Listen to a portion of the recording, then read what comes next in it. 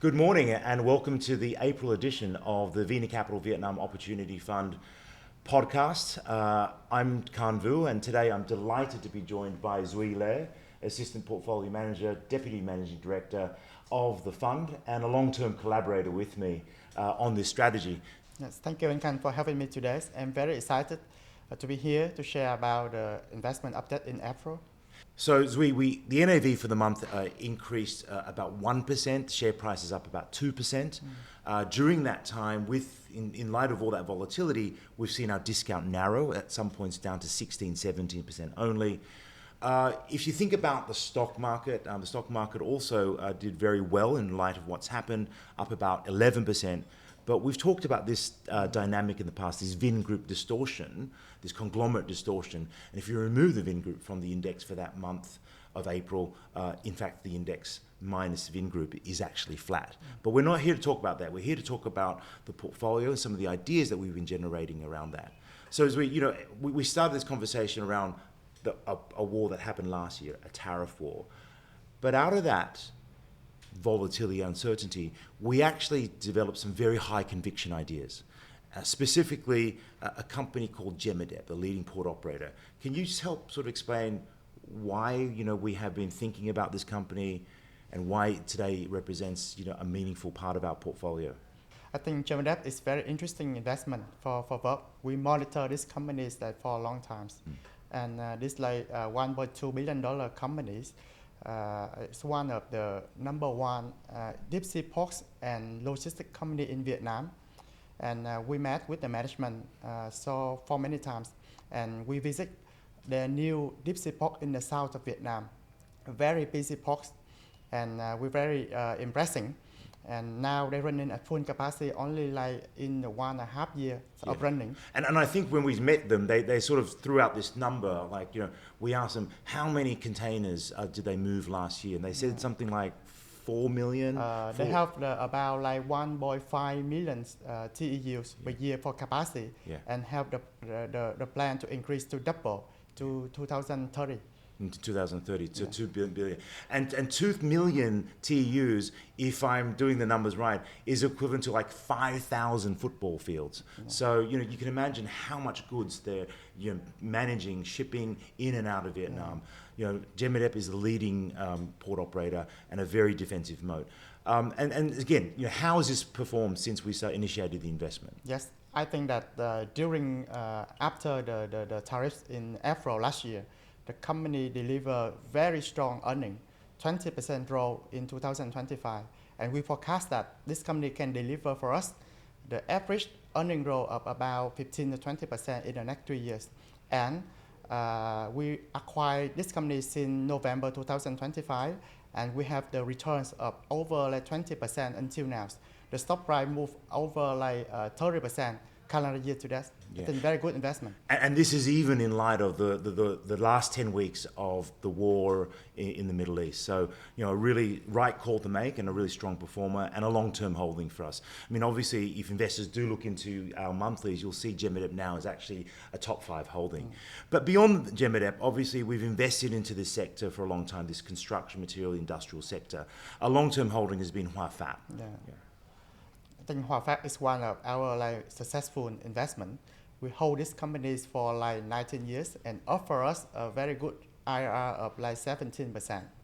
So wait a minute, Duy. You said 19 years we've earned a 17% IRR.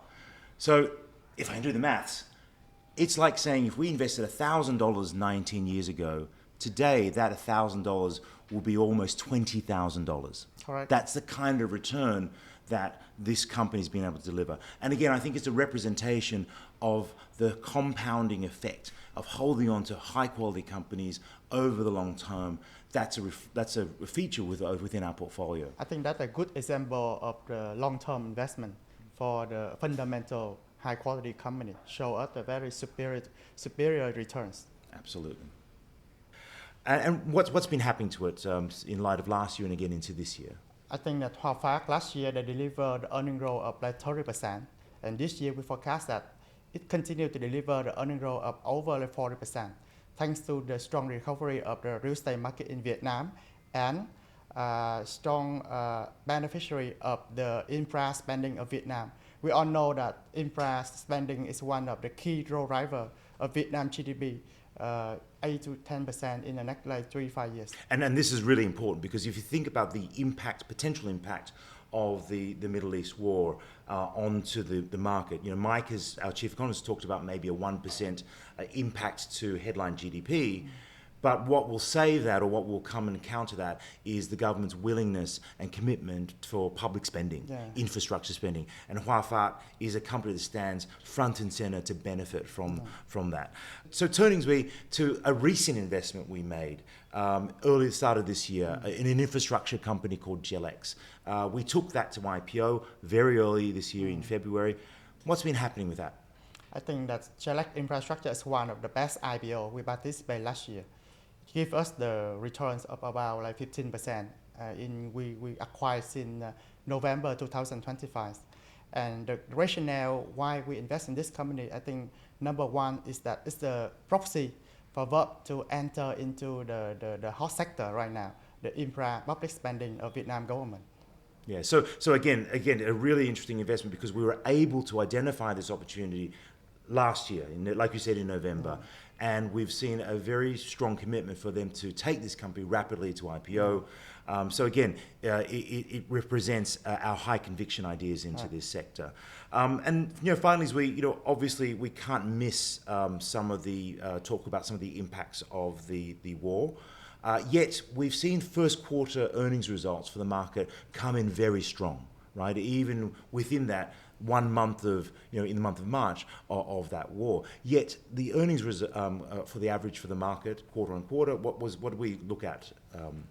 I think for the first quarter of 2026, the whole index, they have the average earning growth of about 35%. And for the industrial, that we see that also very strong growth of the earning growth of the industrial about 25%. And I forecast that we forecast that for the whole 2026, the industrial sector also delivered a growth of about 20-30%, and one of the key sector of VOF investment in 2026. Yeah, so really important. We've talked in previous months about our high conviction ideas in the banking and financial sector, which is one of the leading larger sectors in our portfolio. But if you sort of add the construction materials and infrastructure, it comes up to almost about 17%. So a very high conviction part of that portfolio, and a beneficiary of the policies as well as some of the strong earnings growth that's going to play out for the rest of the year. So as we, just to wrap up this month with a maritime saying that goes something like, smooth seas never made skilled sailors. Obviously, we are navigating some very volatile times, but certainly the performance has been resilient. And let's look forward to coming back to our investors over the coming months with updates on our investments and the performance. So thank you again. Thank you.